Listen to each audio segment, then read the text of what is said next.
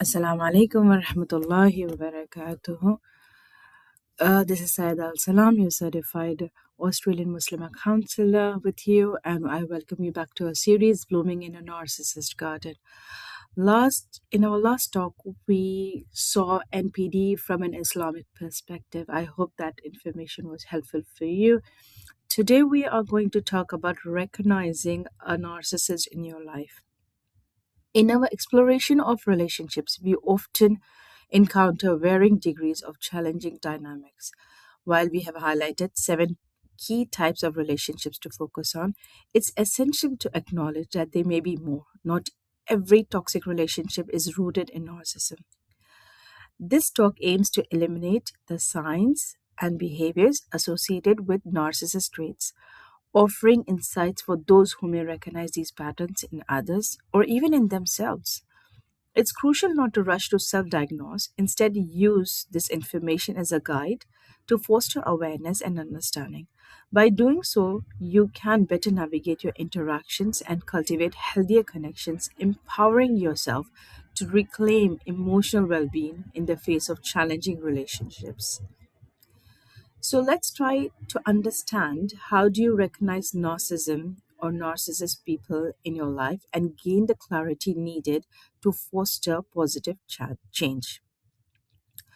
The first place I would want you to look around would be workplace. Narcissist personality disorder (NPD) affects 1 to 6% of the general population, and some of these individuals can be found in the workplace. While ambition and confidence can be beneficial, true narcissism is marked by extreme self-importance, lack of empathy, and a constant need for admiration. Traits that can create a toxic work environment and hinder productivity. Recognizing and understanding these behavior is crucial for maintaining your well-being and adapting to your workplace. Common signs of narcissist behavior include dominating conversations, taking credit for others' work, reacting defensively to feedback, and manipulating others to get ahead.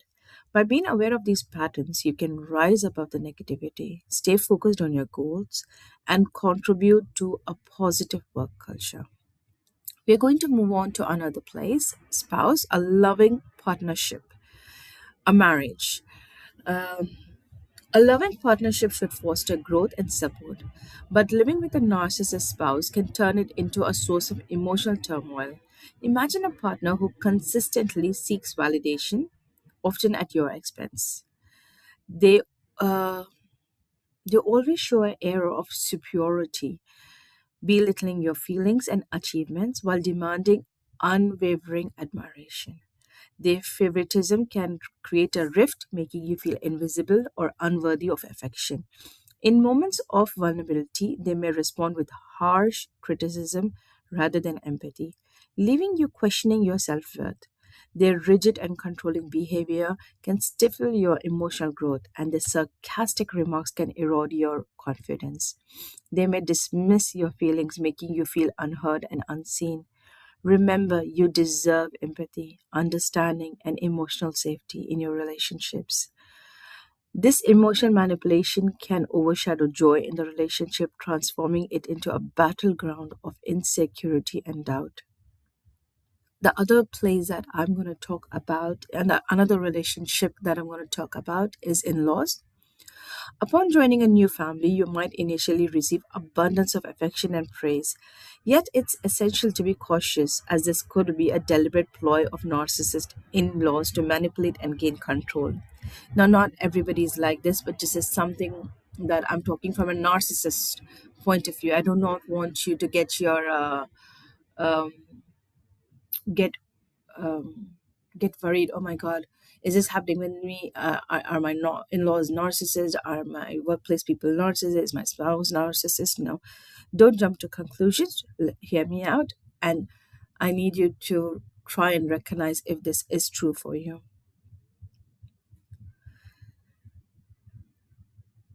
Through tactics like love bombing, triangulations, and favoritism, they aim to sow discord and weaken your relationship. As time progresses, their true intentions become evident, leading to emotional stress and unease.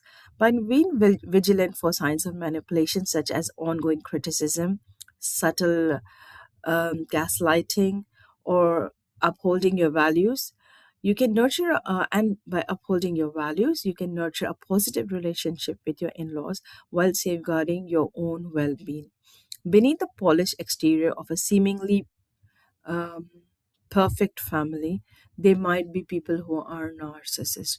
So maybe if you recognize them, I'm not saying run away from them, I'm not saying cut off relationships with them, I'm saying you just need to recognize them for now. And once you do, I will be teaching you methods and how to continue being in a relationship with them, but at the same time hold up your integrity, your values, your own well-being.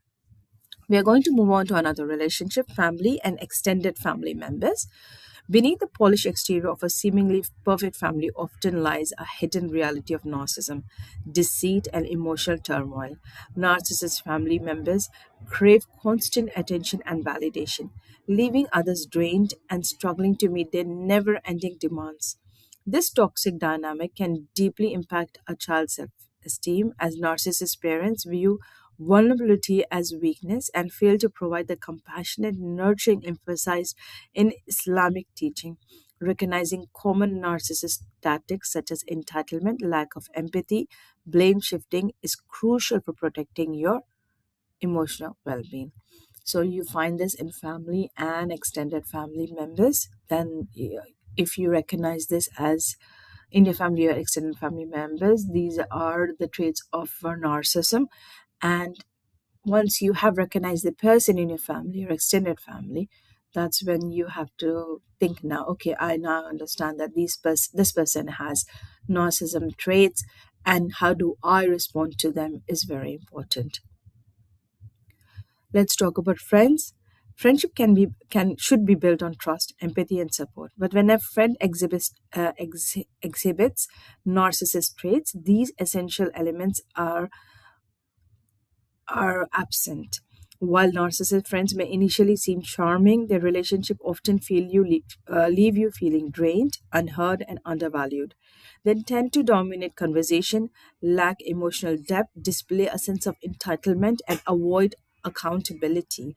These friends exploit your generosity and create shallow transactional connections, leaving you emotionally exhausted. Instead of lifting you up, these relationships undermine your self worth. Islam emphasizes surrounding yourself with positive, righteous influences, reminding us that true friendships should provide mutual respect and encouragement, qualities that narcissist friends often lack. Moving on, neighbors. Home should be a sanctuary. Living next to a narcissist neighbor can shatter that tranquility, transforming your safe space into a constant source of stress. Narcissist neighbors thrive on conflict, criticism, and control, making even minor issues feel um, like making a mole out of a mountain. That's how it feels living next to a neighbor. Their sense of entitlement drives them to disregard your needs, blasting loud music, um, taking up shared spaces, issuing vile threats. Interaction with these individuals often follow familiar patterns, dominating conversations, lacking empathy, and interpreting kindness as weakness. The emotional toll can be overwhelming, leaving you feeling isolated and powerless. Yet, with understanding of these narcissist dynamics, grounded in Islamic principles of patience and compassion, there are practical strategies to reclaim your peace and create a harmonious environment. Even amidst such adversity, the path forward requires balancing your values with effective tools to manage these complex challenges. Another place where we find narcissism is, at least from my research, is in teachers and educators. I know, I understand that this might come as a shock to you, but then I have personally faced this myself too. So, a classroom should be a nurturing space for growth. But under a narcissist teacher's influence, it can become a toxic environment that stifles students' potential. Some teachers may exhibit a sense of entitlement, favoritism, and emotional abuse, undermining students' confidence and creativity. Their rigid, one sided approach denies intellectual engagement, while sarcastic criticism and dismissal of struggles erode self worth. This toxic dynamic casts a shadow over students' education, blocking their path to true learning. In contrast, Islamic teaching emphasizes the mentor like role of educators, guiding students with compassion, patience, and wisdom, a stark contrast to the narcissist teacher's oppressive practices.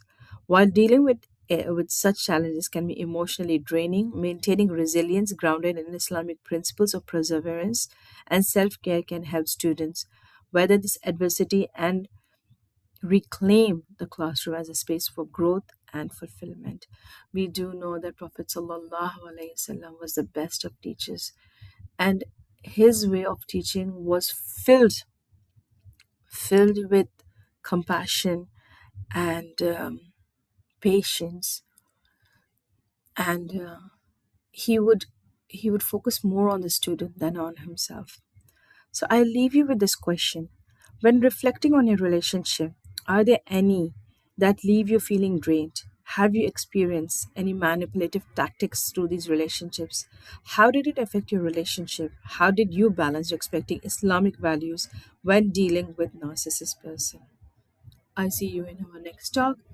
Inshallah, we will be moving on to the path of healing in our next talk, and from there, our healing starts. So I meet you in our next talk, inshallah. Assalamu alaikum wa rahmatullahi wa barakatuh.